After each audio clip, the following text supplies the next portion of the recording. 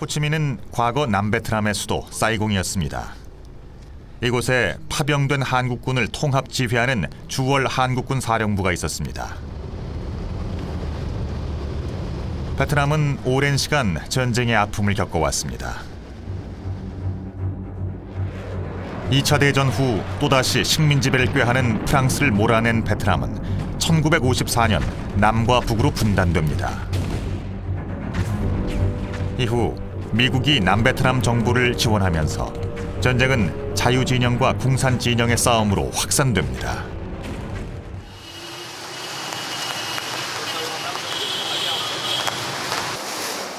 호치민 전쟁기념관. 지난 75년 베트남 통일 이후 세워진 이곳은 지금도 많은 이들이 찾고 있습니다.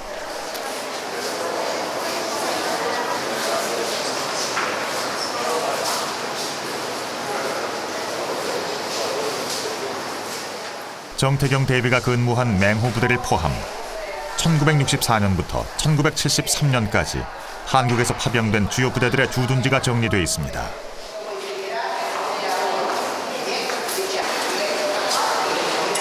우리가 있겠나요?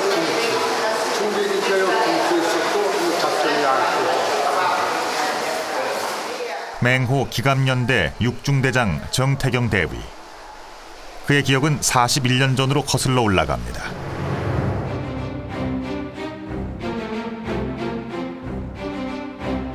한국은 1965년부터 베트남에 전투부대를 파견하기 시작합니다. 정태경 대위도 부산항에서 미군 수송선에 몸을 실었습니다.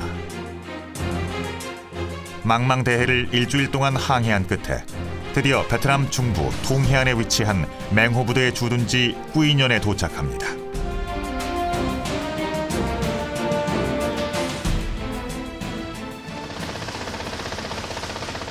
꾸이년은 중부 고원지대로 가는 군수물자가 모여드는 중요한 군항이었습니다.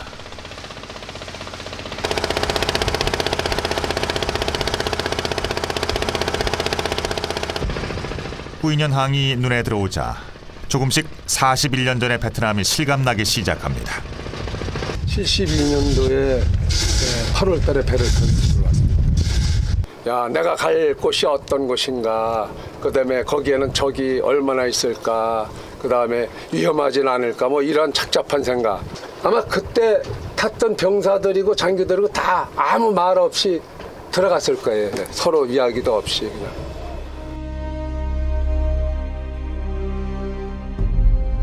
맹호 부대의 주둔지는 남베트남의 가장 북쪽에 위치한, 다시 말해 최전방이었습니다. 그에게 치열한 전투는 이미 예고돼 있었습니다.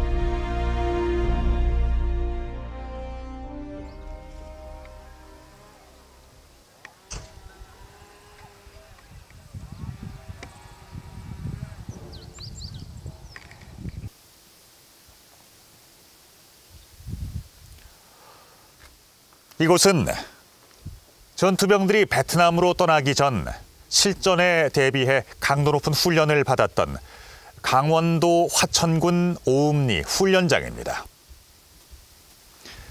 지금은 한가로워 보이지만 당시만 해도 아들과 남편을 만나러 온 면회객들로 부대 앞이 인산인해를 이루었습니다. 어쩌면 마지막 만남이 될지도 모르는 면회를 끝내고 돌아가는 가족들의 마음, 어땠을까요?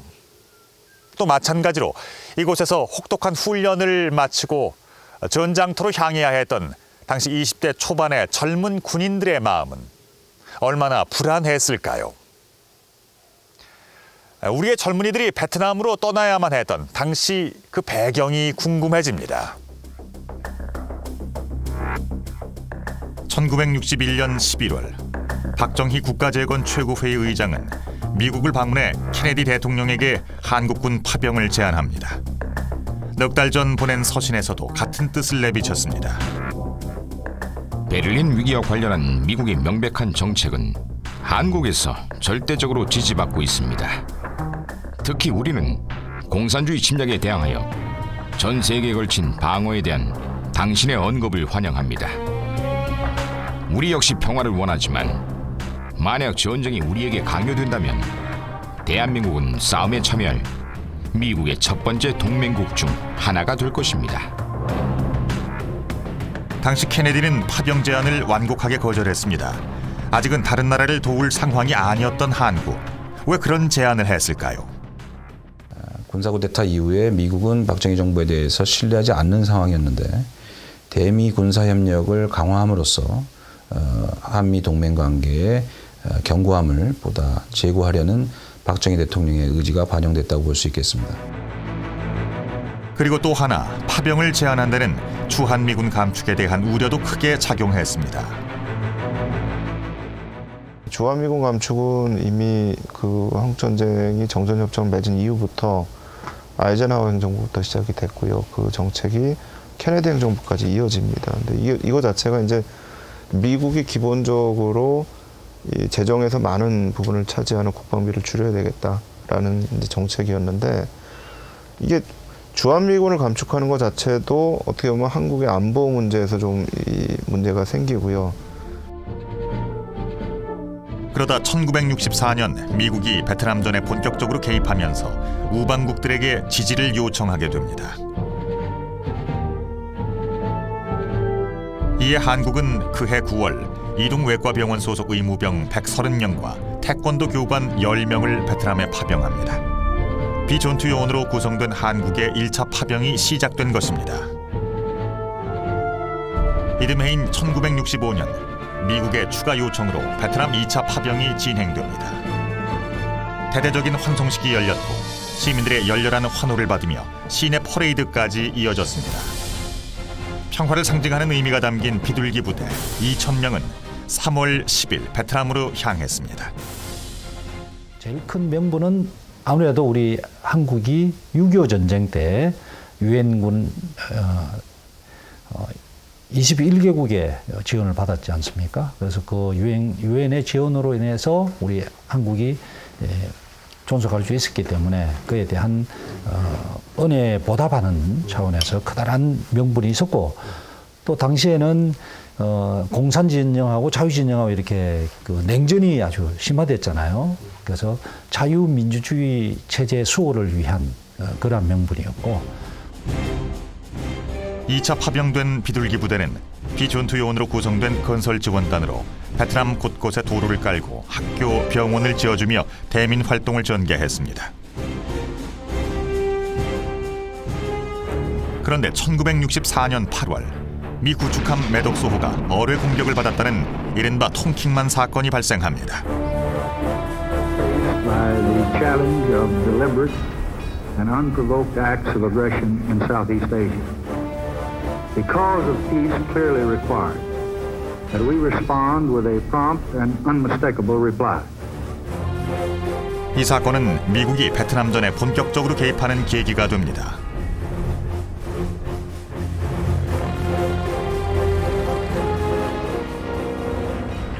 통킹만 사건이 이제 발생을 하면서 미군이 적극적으로 베트남 전쟁에 개입하면서 전투병력 파병이 필요하다 하는 판단이 섰습니다. 전쟁 상황이 1965년에 접어들면서 더 격화되면서 반드시 전투병력의 필요성을 느끼고,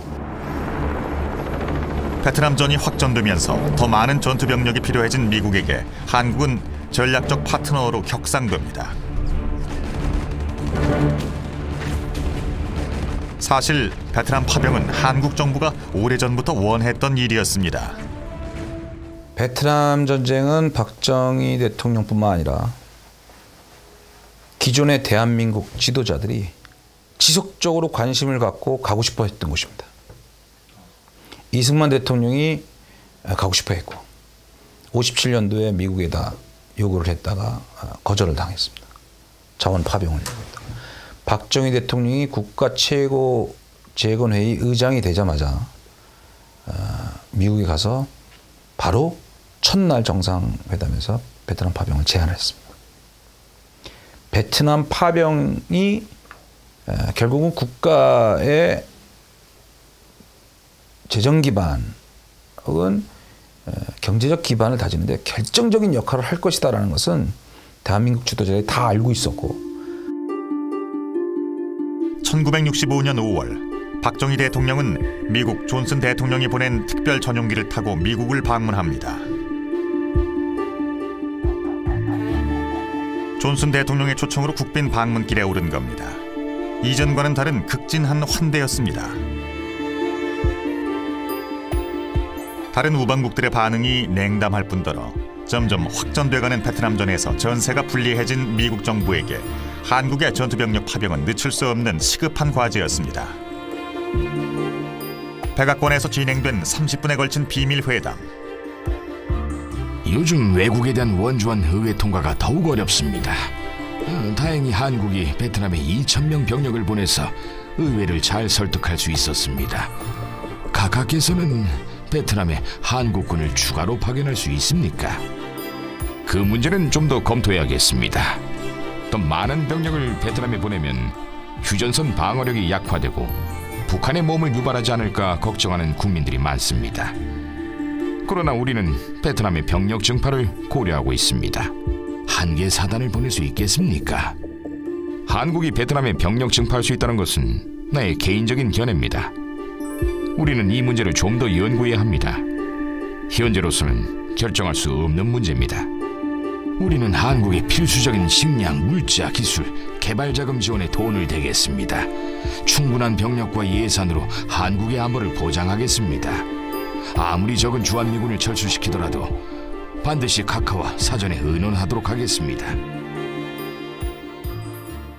민정 이양을 거부하던 박정희 군사정부에 대해서 미국이 압력을 가하면서 압력 수단으로 활용했던 경제원조와 군사원조가 지속적으로 하락하고 있었는데 베트남 파병에 대한 합의가 이루어지면서 경제원조와 군사원조, 무상원조 수준에서의 미국의 지원이 다시 정상 궤도로 올라왔고 파병 중에는 지속적으로 69년도까지 상승했다라는 것입니다.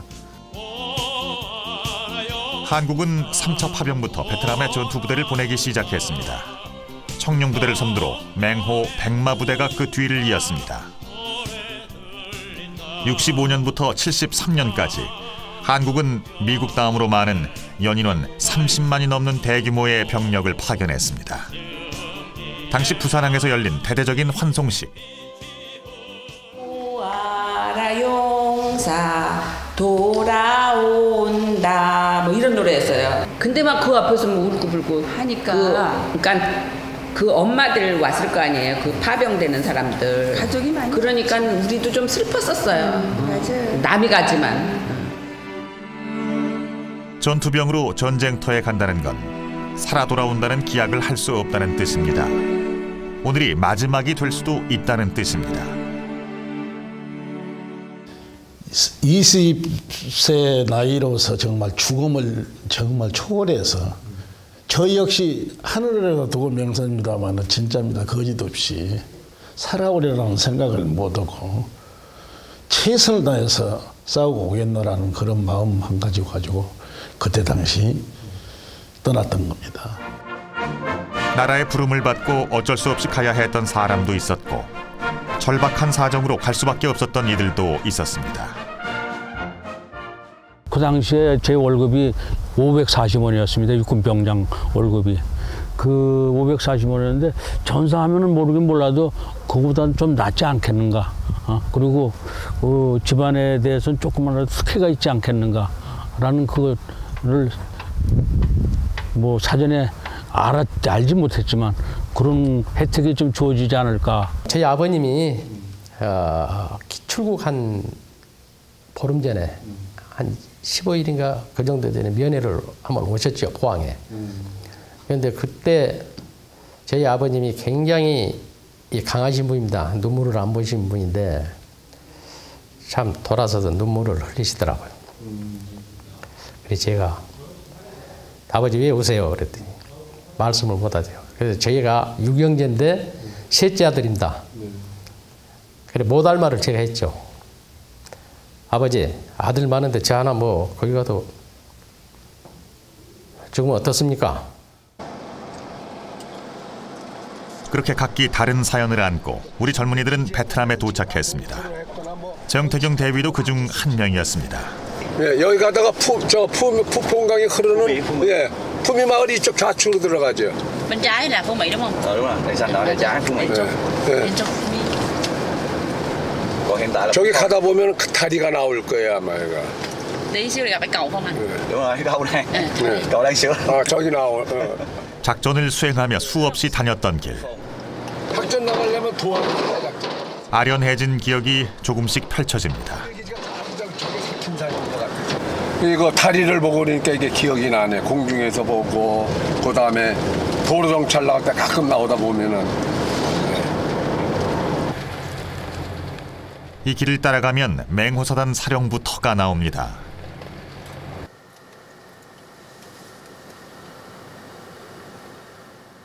견고했던 모습은 간데없고 이젠 터만 남아 있습니다. 세월의 무게를 견디지 못하고 역사의 뒤안길로 사라져가고 있습니다.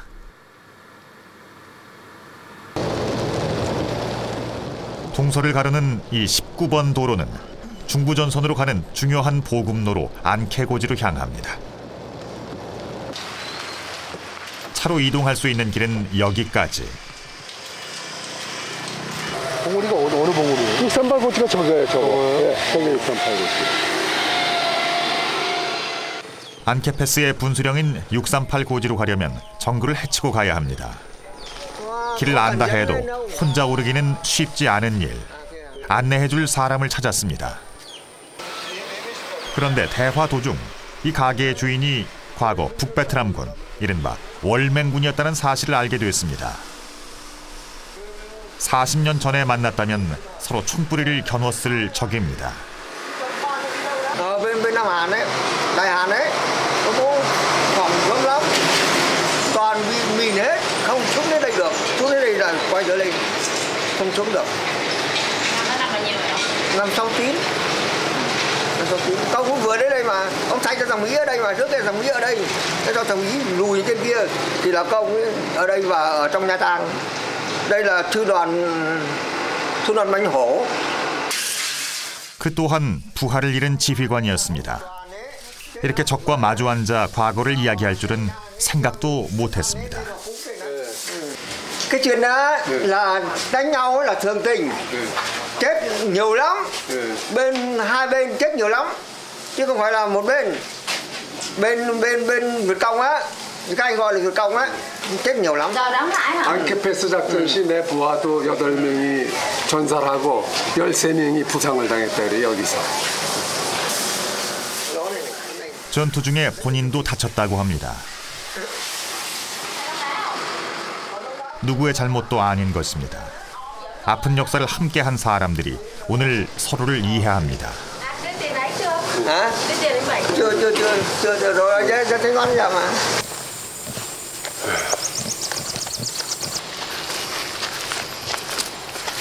매복 나가서 저 모자를 쓴 사람 있잖아요. 그럼 달랑달랑 지고 가면 보이시에요.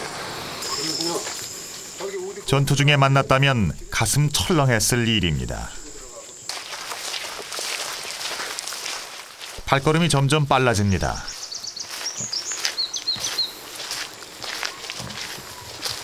빨리 가보고 싶어가지고. 처음 가보시는 거죠? 나 처음 오는 거예요, 여기는. 그러니까 귀국하고 나서 이 전적비를 세웠으니까 모르지 어떻게 생긴지도 모르고.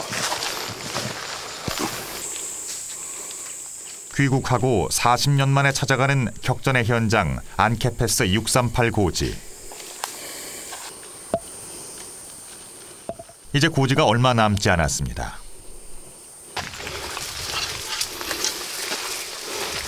여기 어디다 세웠는데? 여기 있네. 여기 그대로 세워져 있어요. 그동안 머릿속에서만 그려보던 전승비가 당당하게 서 있습니다.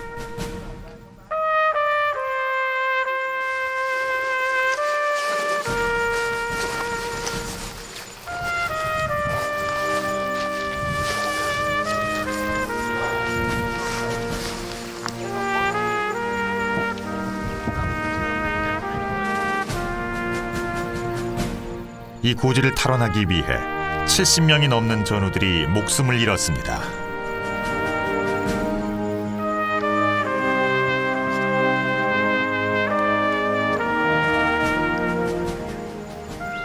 한꺼번 공은 꼬불꼬불하게 들어오고 저희가 여기 이제 중대가 있던 지역이 저기 보이네. 정태경 대위와 그의 부하들은 당시 눈앞에 보이는 350 고지에 투입됩니다.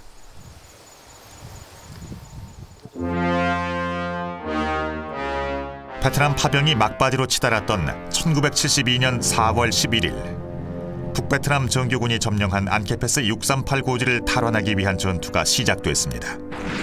처음 투입된 병력은 소규모였습니다. 수색중대장, 그다음에 수색소대가 부상을 당하고 그다음에 전사자가 나고 했기 때문에 기갑연대 6중대인 저희 중대가 13일 날 투입하라는 명령을 받고 그곳에 투입하게 됐습니다. 당시 6중대 중대장이었던 정태경 대위는 대원들을 이끌고 350 고지로 향했습니다. 후방에서 적을 공격하라는 명을 받았기 때문입니다. 그런데 헬리콥터 착륙이 여의치 않았습니다. 그곳에 이미 북베트남 정규군이 매복해 있었습니다. 54명의 대원들이 3-4m 높이에서 배낭을 방패 삼아 뛰어내렸습니다. 거기 적이 없는 걸로 알고 랜딩을 했는데 적이 있어버려가지고 랜딩하자마자 막 사격을 받으니까 정신이 없었죠. 적의 화력은 집중됐으며 중대장 정대위는 이렇게 긴박한 상황 속에서도 병력을 산계시킨 후 적의 역습에 대비해 즉각적인 경계 태세에 들어갔다. 남쪽이나 북쪽에 위치한 고지를 하나 탈취하지 않고서는 도저히 그 지역에서 임무를 수행이 불가했기 때문에 소대에 특공 임무를 부여해서 북단에 있는 고지를 탈취하도록 17명의 특공대를 그중에서 뽑아서 주었습니다.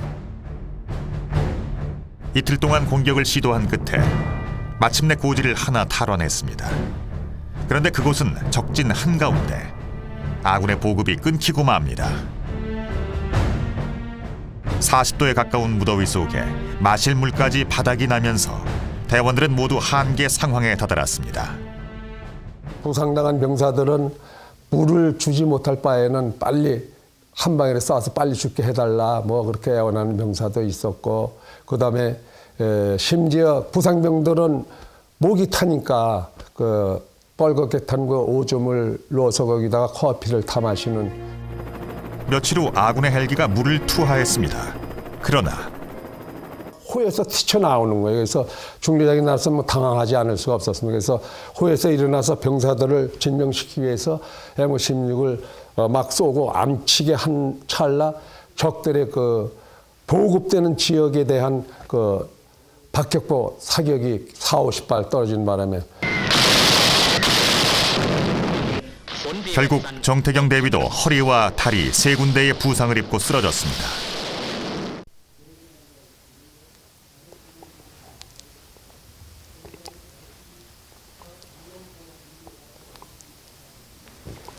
지금도 생각이 나는 것은 그 아끼던 그 비원, 시레션의 비원물이라는 게 있습니다.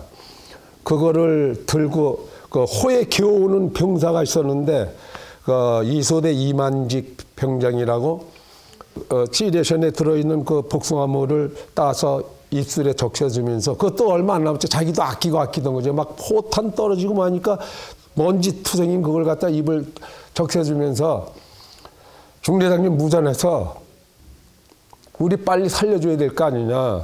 빨리 무전을 해서 지원 병력 보내고 지원 사격 해달라고 하라.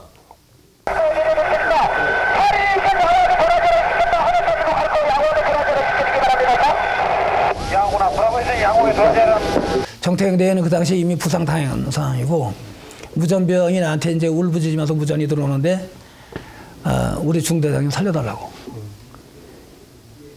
막 울면서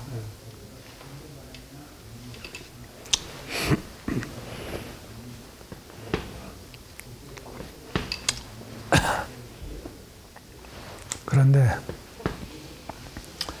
정태경 대위는 안영서가 못 올 걸 이미 알고, 그리고 구출이라는 것이 쉽지 않거든 사실은요. 알고서 오지 말고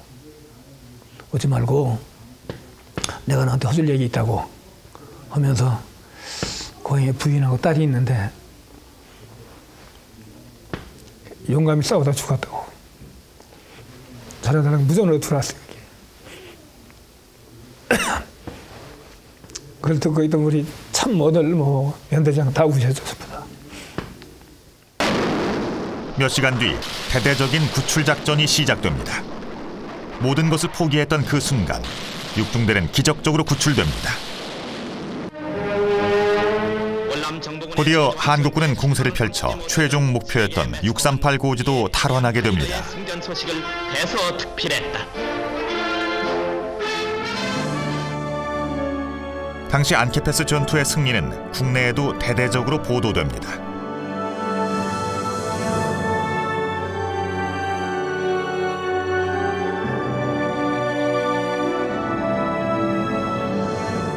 정태경 대위는 그 공을 인정받아 무공훈장의 영광을 얻었습니다.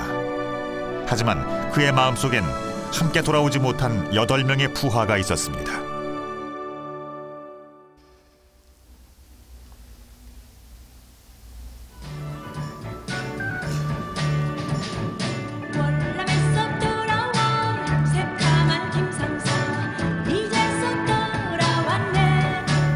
여러분, 이 노래 기억나십니까? 베트남전이 한창이던 1969년에 만들어져서 대단한 사랑을 받았던 월남에서 돌아온 김상사입니다. 당시 세계적으로 반전 분위기가 팽배했던 것에 반해서 우리나라에서는 오히려 베트남 파병을 독려하는 분위기가 조성됐습니다. 그 결과 베트남에 가기 위해서 상납을 하는 사람이 생겨날 정도로 하나의 베트남 붐이 조성됐던 겁니다.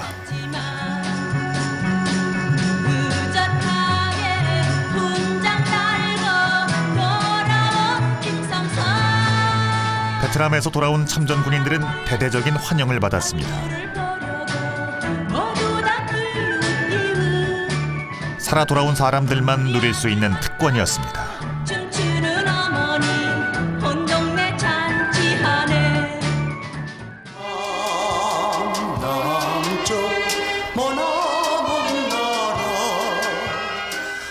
월남을 소재로 한 다양한 가요들이 쏟아지며 월남 붐에 크게 일조했습니다. 십자성 저 별빛은 영원보다 더 멀리. 국내 최정상급의 가수들을 포함해 연예인 공연단이 참전 군인들을 위로하기 위해 직접 베트남으로 위문 공연을 떠났습니다.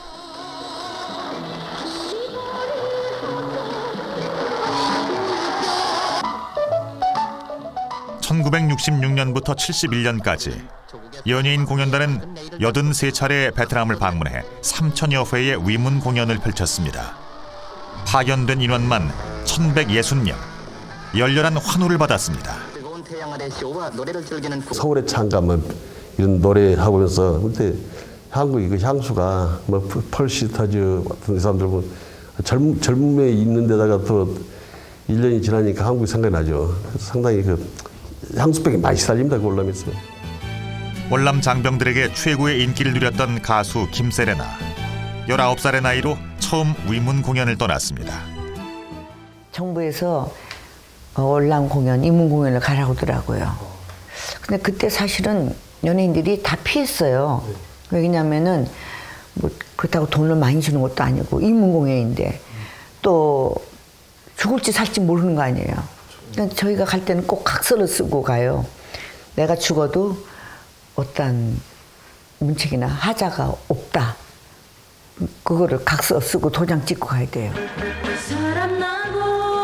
공연 중에 폭탄이 떨어져 피했던 경험이 있을 만큼 군인들과 마찬가지로 연예인들에게도 베트남에 가는 것은 목숨을 걸어야 하는 위험한 일이었습니다. 대한뉴스 제작팀은 현지에 특파원을 보내기도 했습니다. 맹호 1년 내에서는 보병 4개 중대와 APC 1개 소대의 지원 아래 휘논 서북방 25km 지점 마하산 일대에서 화랑작전을 지은 게 맹호의 위력을 과시했습니다.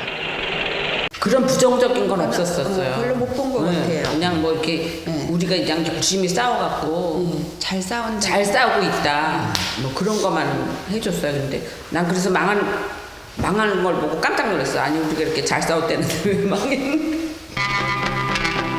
국민 여러분, 파월 장병들은 여러분의 위문 편지를 기다리고 있습니다. 파월 장병에게 위문 편지를 보냅시다. 저희들이 그때만 해도 한참 20대 아닙니까?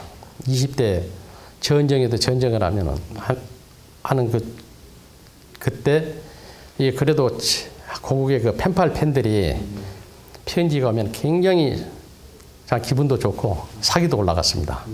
야자수 열매 그 바나나 나무 가서니 군복이 그 안에 쏙 찍어가지고 그걸 보내면 좋다고 그 편지도 주고 그랬죠. 위문 편지는 물론 고추장, 김치 보내기, 헌혈에 이르기까지 각종 운동들이 벌어졌습니다.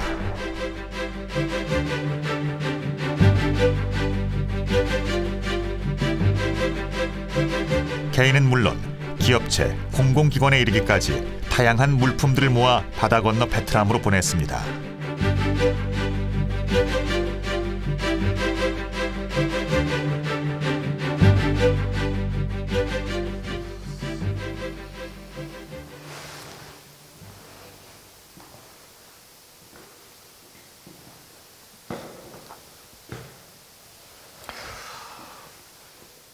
베트남의 공산화를 막고 한국전쟁을 도왔던 우방국들의 보훈을 해야 한다는 파병 명분은 당시 반공 이데올로기가 지배하고 있던 우리 사회에서 거절하기 힘든 일이었을 겁니다.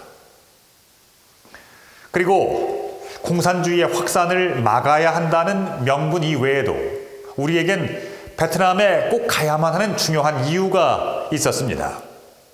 이른바 월남 특수라고 일컬어졌던 경제적 이익이 바로 그것이었습니다.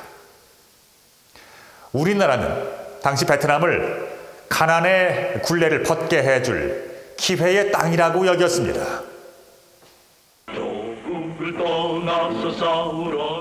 참전 군인들에겐 당시 국내 월급과는 비교도 되지 않는 해외 근무 수당이 지급됐습니다. 미국이 지급하는 이 수당 때문에 베트남전 참전을 고려하는 사람들이 생겨났습니다. 한국군의 해외 근무 수당은 1일 기준으로 준장 7달러, 일병 1.35달러 등 계급별로 차등 지급됐습니다. 월남 가면은 그 송금 대오면은 그 당시에 소 한 마리에 한 3만 원 됐는데 그때 한 달 거기서 돈을 보내면 소 한 마리를 샀어요.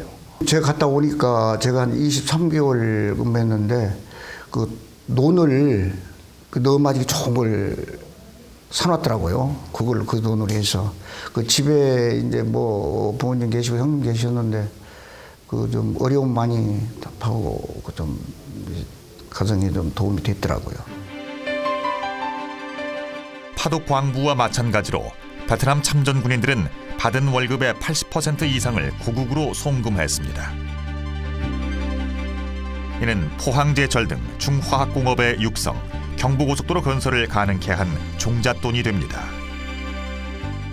외화 유입으로 인한 수익은 약 10억 달러를 좀 상회하는 것으로 보는데 그 10억 달러는 1965년도부터 72년까지 한국이 전투병력을 현지에 파병하고 있는 그 기간 중에 벌어진 사업에 대한 혹은 그 대가로 인한 수입이라고 우리가 볼 때 65년도부터 72년도까지 우리가 보유했던 외환 보유고의 약 30%를 상회하는 금액이었다고 보시면 됩니다.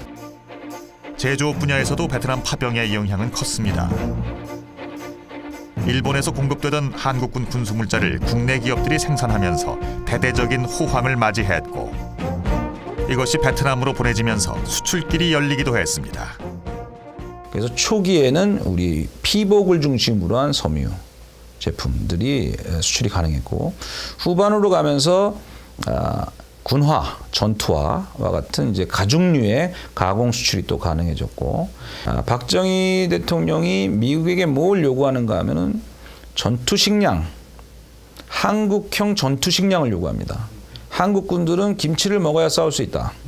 그래서 처음으로 한국에서 캔 공장을 세우는데 미국이 지원을 하게 됩니다. 당시 김치캔을 만드는 기술이 전무했던 한국. 서울대 연구진에 특명이 내려졌습니다.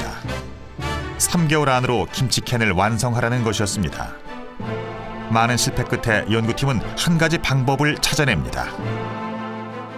김치 속에 있는 미생물이 60도씨에서 3분간 처리를 하게 되면요, 1000마리가 한 마리로 감소돼 버려요. 그러니까 보통 때는 거의 되거든요. 근데 이 37도씨에서 한 달 동안 유통을 시킨다는 거는 좀 문제가 다르죠. 그래서 이거를 80도씨에서 3분간을 올렸어요. 했더니 그거 괜찮다 얘기예요. 그런데 베트남에 도착하기도 전에 문제가 발생했습니다. 우리 교수님이 하는 얘기가, 야, 이거 큰일 났다. 대만 해협 지나가다 전부 다 깡통이 부풀어 버렸다. 그거 콱 쉬어버렸다. 녹이 쓸어가지고 핏물이 다 됐더라고. 장병들 점심시간에. 야, 너희들 기다리는 김치가 왔다. 뭐다 뜯어보고, 김치 만살 부르게 뜯어보더니 뭐다 손가락을 났네. 아니, 사령관님, 이거 김치 핏물 가지고 김치라고 먹으라고 어떡합니까? 나도 하도 기가 막혀서 가지고 왔는데 똑똑이 들어. 우리가 지금 김치 깡통 만드는 기술이 하나 없어. 한국군을 위해 만든 김치캔을 우리 군인들이 먹지 않는다면 생산은 중단되고 기업은 문을 닫을 것입니다. 전장의 군인들은 그때 구국의 아버지, 어머니를 떠올렸다고 합니다. 그래도 우리 기술은 만드는 이거밖에 못 만들었는데 이걸 못 먹겠다고 하게 되면 한 수호지 후에는 정말 맛있는 캔 김치를 먹을 수가 있는데 그 김치는 일본에서 만드는 거야. 그 김치 통적인 값은 농촌에 있는 너희들 부모들한테 가는 게 아니라 일본 사람들 고스란히 가는 거다. 아니 그렇다면 그건 안 됩니다. 고국에 있는 배추신 그 무심은 우리 부모들한테 이거 가야지. 이게 어떻게 일본 놈들 갑니까? 기술력이 한참 떨어지는 한국의 군수품과 군수 식량이 생산되고 수출된 데는 애국심으로 끌어안은 파월 장병들의 적극적인 협력이 있었습니다. 한국군이 맨 처음 파병된 곳인 붕따오. 호치민과 가까운 항구 도시입니다. 이곳에서 한국 기업들은 미국의 군수품을 나르고 항만 시설을 건설하며 성장의 발판을 마련합니다. 우리나라 건설업체 중 베트남에 처음 진출한 대림 산업이 1974년에 지은 한월 의료원입니다. 66년 10개의 한국 업체가 베트남에 진출했는데 1년 뒤엔 25개 업체로 늘어납니다. 3차 파병을 전후해서는 박정희 대통령이 미국에게 현대, 한진, 대우와 같은 베트남 참여 기업들에게 여러 가지 기술 전수를 할 것을 요구를 했고 그것을 미국이 받아들이기도 했습니다.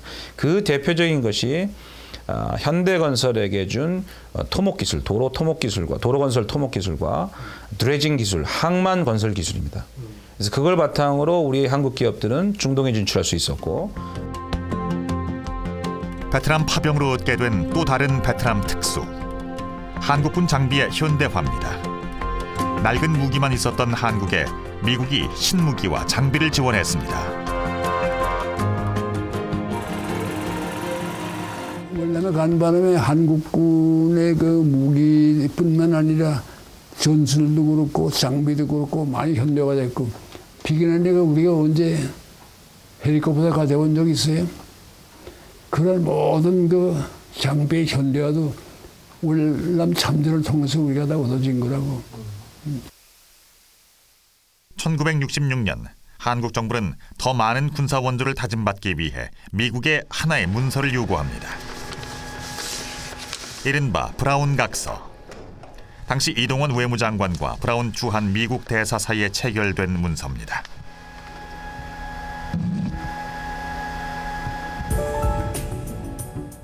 한국군을 베트남에 추가 파병하는 데 따른 미국의 지원을 다짐하는 내용을 담고 있는데 군사 원조와 경제 지원이 주요 내용입니다.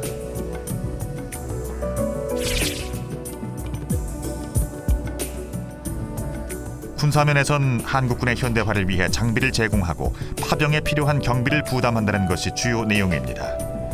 경제면에선 파병된 한국군이 쓰는 물자를 한국에서 구매하고 기술 협조를 강화하며 차관을 추가로 제공하기로 약속합니다. 이는 북한에 비해 열세에 놓여있던 한국군의 전투력을 크게 향상시키는 계기가 됩니다. 한국군의 특히 전투부대가 갈 경우에 주한미군의 이동이 있을 때에 사전 협의를 하겠다. 이걸 이제 존슨 대통령이 약속을 했고요. 근데 그 약속을 그 뒤에 닉슨 대통령이 안 지켜요. 지키질 않고 한국 정부가 사전 협의 없이 70년에 주한미군 1개사단을 철수하겠다라는 거를 통보를 합니다. 그래서 이제 박정희 정부와 닉슨 정부 관계가 굉장히 안 좋아진 거고요. 근데 그거 대신에 이제 이 닉슨 행정부에서 해준 게 한국이 일부 무기들을 자체 생산할 수 있는 그런 권한을 주죠. 그게 이제 M16 만들기 시작한 아주 중요한 그런 또 계기가 되는 겁니다. 한국이 M16 자동소총 공장을 건설한 것은 1972년. 이때부터 무기의 국산화가 진행되기 시작했고 자주국방을 위한 방위산업 체제를 갖추게 됩니다.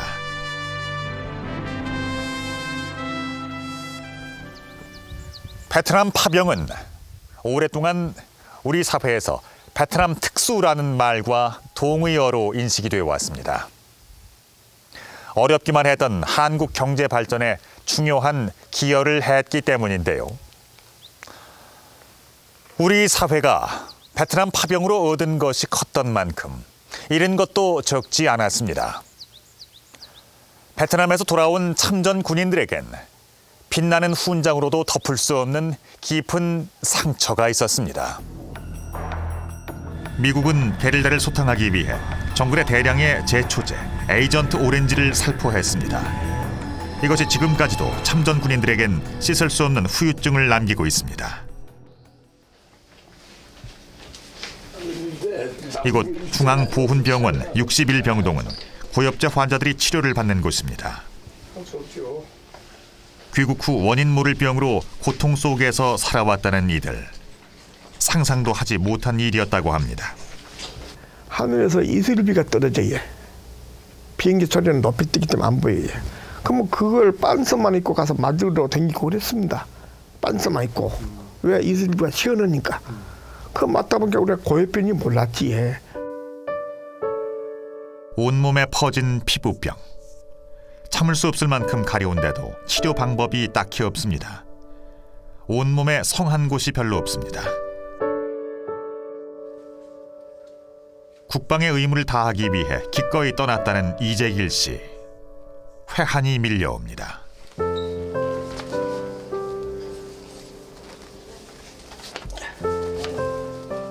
이제 혼자서는 거동도 힘듭니다. 점점 남에게 의지해야 할 일들이 많아집니다.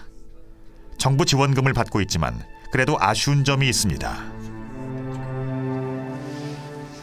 우리가 한 달에 돈 한 50만 원 받아갖고 생활도 안 되지만은 여기 수술하게 되면 간병인을 써야 됩니다. 하루에 6만 원씩 180만 원 나갑니다. 그러면 그 돈의 3분의 1도 안 되고 일이 안 되기 때문에 그런 게 충당이 못 되지. 그러니까 차라리 죽지 않아서 못 죽어서 이렇게 살고 있다. 그렇게 생각하고 있습니다. 현재 13만 명에 가까운 참전 용사들이 고엽제 후유증으로 고통받고 있습니다. 이는 개인의 문제가 아닌 우리가 함께 고민해야 할 숙제입니다.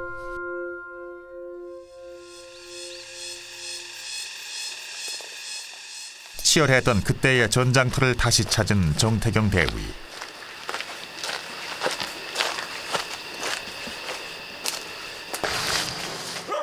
(638) 안개고지로 향하던 중 갑자기 한 상점으로 들어갑니다. 이거 물이지? 물이 물이야. 10개 줘, 10개.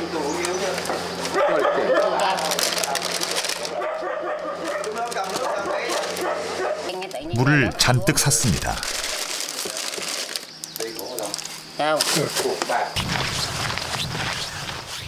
오늘도 그때 그날처럼 습하고 무더운 날씨입니다.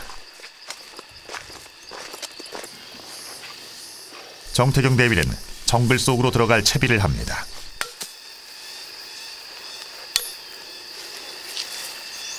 땡큐. 고마워요. 젊은 시절 총을 쥐었던 그 손에 이제 지팡이가 쥐어졌습니다. 그는 자신이 전우들과 함께 고립됐던 그곳으로 들어갈 작정입니다.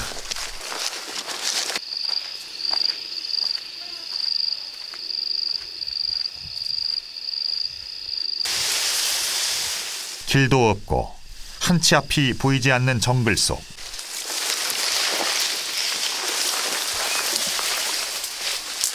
에이, 들어 천천히. 그는 조금씩 앞으로 나아갑니다.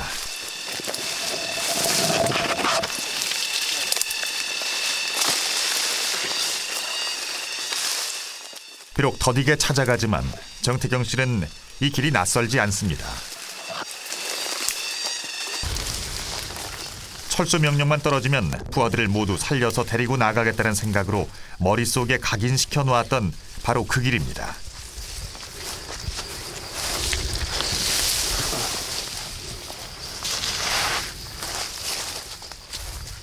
바로 이곳입니다.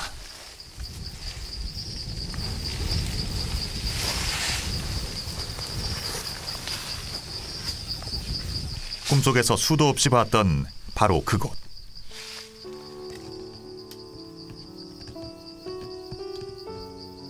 이곳에 정태경 대비가 다시 왔습니다.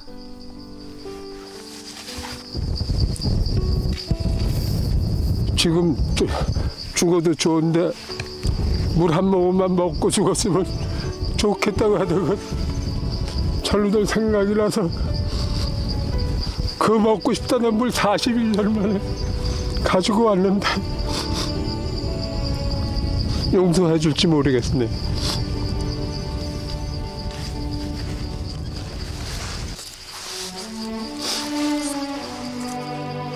그는 8개의 잔을 준비합니다.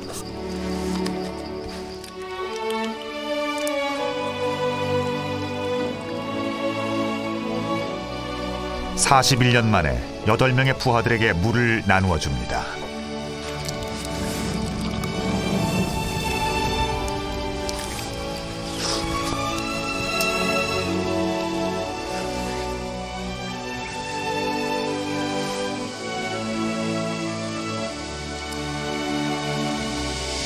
이거는 이소대장 강희수중이 물. 이거는 이소대 선유마사 강원이 상사 물. 이거는 3소대 선유마사 서철신 상사 물. 이거는 그렇게 물을 달라고 코에서 뛰쳐나와서 이놈들 올 테면 오라고 뛰어나가다가 전사한 강영기.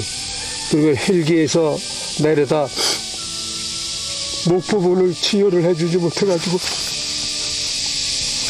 전사한 3소대 박내성 병장.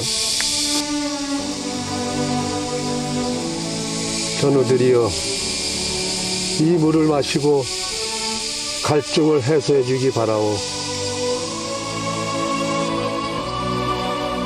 정태경 대비는 자신이 받았던 훈장을 전우들에게 바칩니다.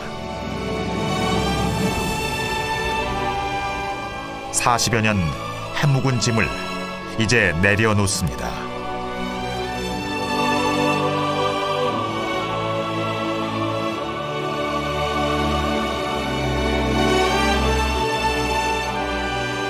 최초의 해외 파병 베트남전.